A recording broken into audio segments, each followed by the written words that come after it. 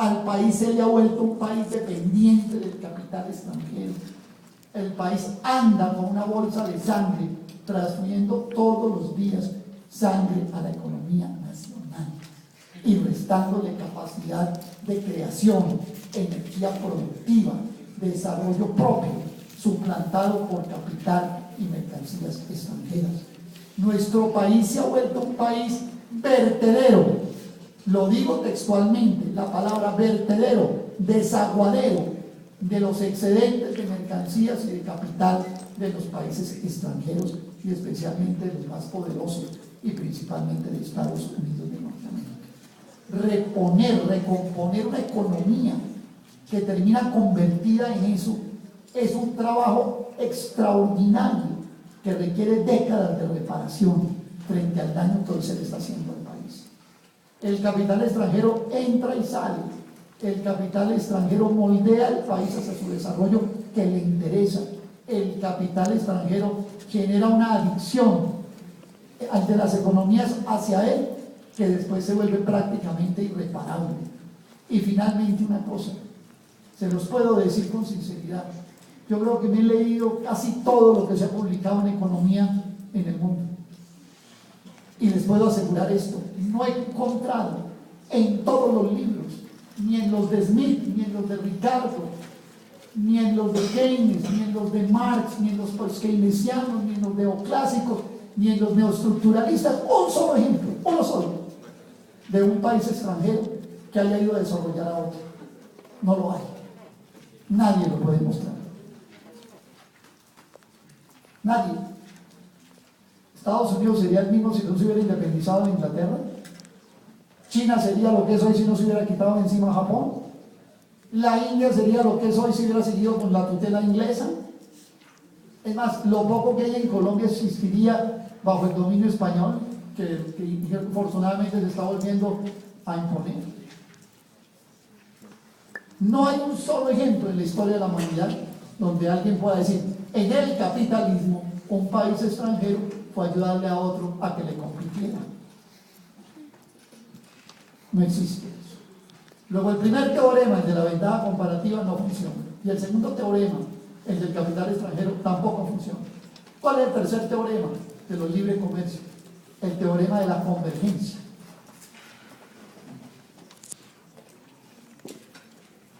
¿Qué es el teorema de la convergencia? El teorema de la convergencia es el siguiente. Si nos unimos con los países poderosos, nos volvemos poderosos también. Vamos a converger en el mismo modelo de desarrollo. Vamos a llegar a los mismos niveles de desarrollo. Yo sé que aquí algunos de ustedes se sonríen, pero la verdad quiero decirles, esto lo oye uno todos los días. ¿Usted cree que no va un ministro de comercio a Pereira, reúne unos empresarios, por ahí una gente y unos periodistas, y le echa ese cuento y la gente queda con la boca abierta? Nos vamos a volver iguales a los socios. Colombia, el socio estratégico de Estados Unidos. ¿Ustedes han oído eso? Colombia, el socio estratégico de Estados Unidos. Es que Estados Unidos, y lo oye uno con frecuencia, es que vayan a su casa esta tarde y digan eso. A ver, ¿cómo les va? Es que Estados Unidos es nuestro socio estratégico. Uno ve en los blogs que la gente dice, es que sin Estados Unidos nos moriríamos de hambre. Es así la mentalidad que hay. Porque entre otras cosas, digámoslo también, en la medida en que todos estos modelos económicos se van montando, culturalmente también se van montando. Y aparecen en la academia teóricos, en la Facultad de Economía de la Universidad Nacional Gozal, que soportan esas tesis. Esto aquí lo estoy poniendo yo como pan molido, pero allá le empiezan a sacar los modelos macroeconométricos y los modelos de equilibrio dinámico general, y bueno, comienza a enredarse el ambiente. Porque a esa colonización del país también le corresponde una cultura de colonización. No es el capital extranjero entrando solo, entra con todas sus maletas, con toda su carga, digamos, sobre el país.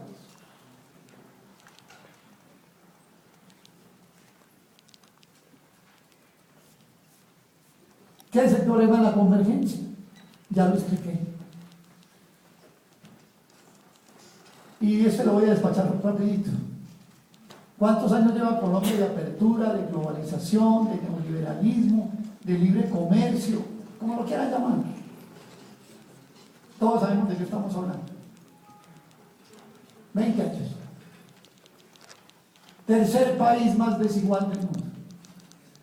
Tercer país más desigual del mundo.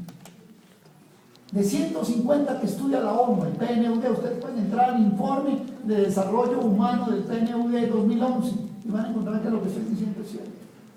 Cuando uno mira el indicador de la desigualdad, el coeficiente de Gini, encuentra que Colombia pelea la medalla de plata con Angola y con Botsuana, pero está en el podio de la desigualdad. Esa es la realidad de su país. 0,4% de los propietarios del país de tierras rurales, que tienen más de 500 hectáreas, tienen el 63% de la tierra. En tanto, el 85% de los propietarios que tienen menos de 20 hectáreas apenas tienen el 9% de la tierra rural. Colombia es el único país del mundo donde una persona natural controla el 33% de los activos financieros. Y el tiempo, pues, para que no haya duda de quién estoy hablando.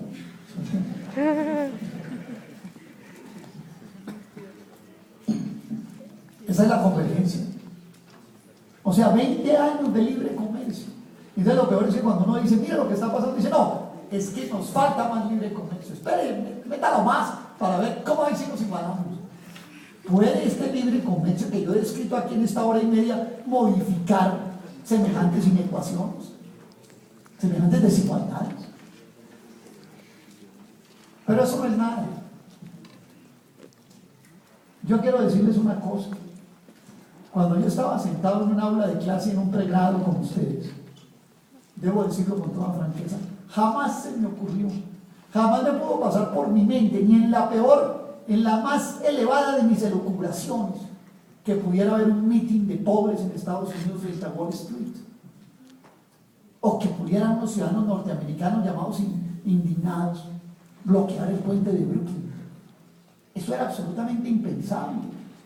Si en mi época lo que hablaban era de American Dream, del sueño americano, de irse por el hueco para volverse rico en Estados Unidos. Hoy en Estados Unidos estamos hablando del 99% contra el 1%. Un 1% que es más poderoso que el 99%. Las dos Américas, como decía John Edwards, el candidato del Partido Demócrata de los Estados Unidos. Tampoco allá funcionó el teorema de la convergencia. Funcionó el teorema de la divergencia. Y la élite norteamericana se ha vuelto poderosísima frente a las clases medias y trabajadoras norteamericanas. ¿Y el mundo cómo va? El dato más reciente es de este año. El 10% de la población mundial, el 10% de la población mundial recibe el 83% del ingreso mundial. Quiere decir que hay un 90% que apenas recibe el 17% del ingreso mundial. Peor, imposible. Y todavía preguntamos por qué el mundo está en crisis. Pues el mundo está en crisis porque el 90% de la población mundial o está en condiciones muy precarias o se está muriendo de hambre. Estamos hablando de un mundo de 7.000 millones de personas con 1.200 millones desnutridos, aguantando hambre. Es más, perdón, qué pena. Es más, el hambre en el mundo ha crecido en la globalización y el libre comercio. Así en China unas capas medias crecieron y en la India, pero esos crecen sobre la base del hundimiento de otros. Este comercio, esta economía global, esta economía de los PLCs es una economía de suma cero, donde los que ganan unos lo pierden los otros. Estados Unidos tuvo una crisis que estalló en septiembre del año 2008 con la quiebra del banco Bear Stearns, fundamentalmente porque a personas que les prestaron para su casa o sobre su propiedad hipotecaria no tuvieron cómo pagar. Eso es lo que quiere decir hipoteca subprime, que ustedes la habían oído nombrar. ¿Qué quiere decir subprime? Quiere decir por debajo de prime. Los mismos banqueros norteamericanos tienen estudiado que la probabilidad de que una persona subprime no pague una hipoteca comparada con una calificada como prime era de 6 veces de no pagar.